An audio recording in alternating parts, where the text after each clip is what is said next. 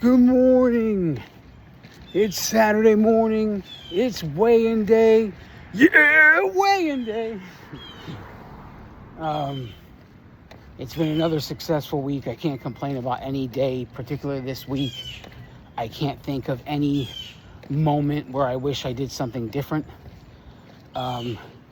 So if I executed everything the way I had planned to, I have to live with the result, right?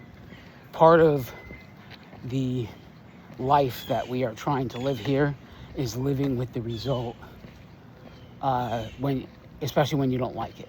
Everybody likes the result. Everybody's good with the results as long as they like them. But results aren't guaranteed. They never were. They never will be. But the work you do, the amount of work and what work you need to do is guaranteed, right? So it has to be a balance. You have to look at that result and you have to say, well, did I do everything I said I would do this week? Could I do things better? What would need most improvement? And what can I do today that will make tomorrow better than today? If you start every day like this, asking yourself these questions, acknowledging that you have weak points, and I'm not talking about just general acknowledgements. Oh yes, I battle with emotional eating. No. What specifically did you do that would be considered emotional eating? What happened in that moment that caused you to emotional eat? What could you have done differently when you encountered that emotion?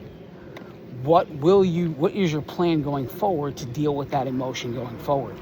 All of these things are very, very hard to accomplish.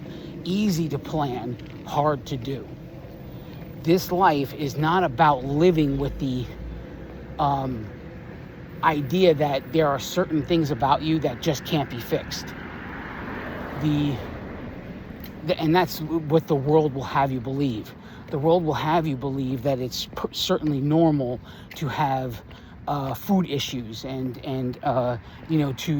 to have an emotional attachment of any way toward food is normal.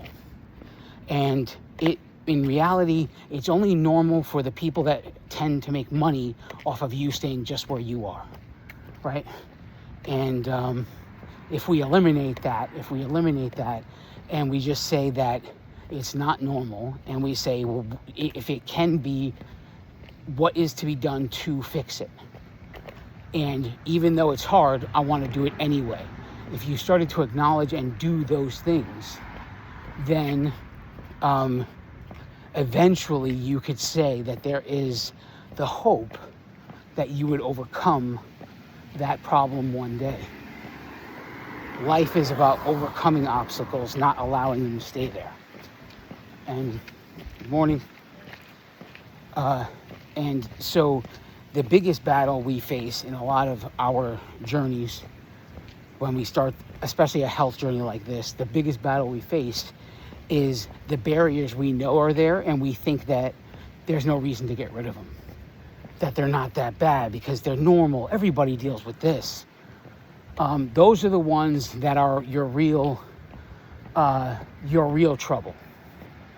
Because when something has been normalized doesn't mean it's okay. When something has been, when you've been desensitized to something existing in your life, and it's okay. Those are the ones that end up becoming the biggest core issues in what you're trying to do. Removing the barriers and obstacles from your life that create these scenarios will be the hardest things you ever do, but they are not impossible. And just because other people aren't doing it doesn't make you abnormal for attempting. It makes the rest of the world abnormal for not attempting. People walk around today acting as if sugar is an essential nutrient, and you do not need sugar in any part of your life. There are 262 names to disguise sugar, and they are hidden in all of the food you eat. They could be, for all you know, They could be ingredient number 5, 6, 7, 8, 9, and 10 can all be actually different names for sugar. And if they ever just lumped them all together and told you one line item, sugar, you would then see the true, hang up of why you have such attachments to food. And now in 2025, it's very hard to ignore, very, very hard to ignore that sugar is at the core of every single sickness, every single illness, every single abnormality in the body can start with sugar now.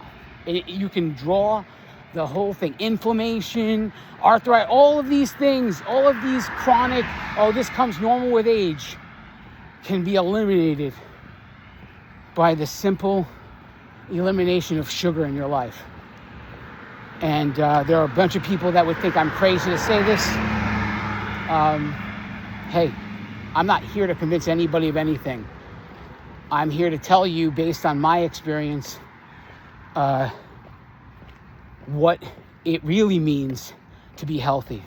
Because to achieve the scale result you want and have all of the same struggles you have now, that's not health.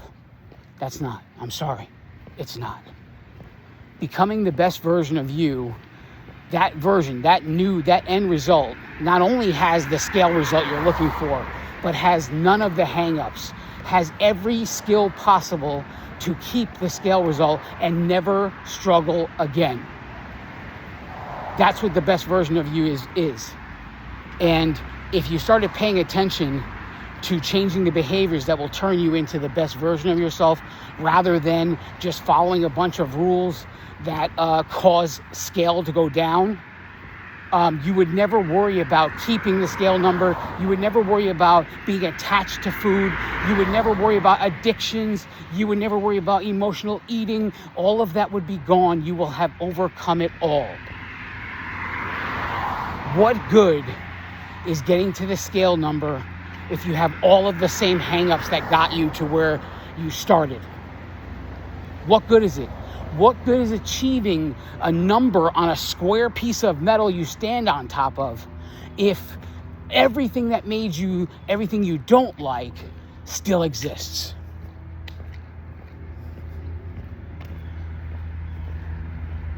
It's not about a scale result. It's about you becoming the greatest version of yourself. You overcoming the obstacles that you allow to be there and the obstacles that have been placed there by life. That's what it is. Because you know what? Life isn't fair to anybody.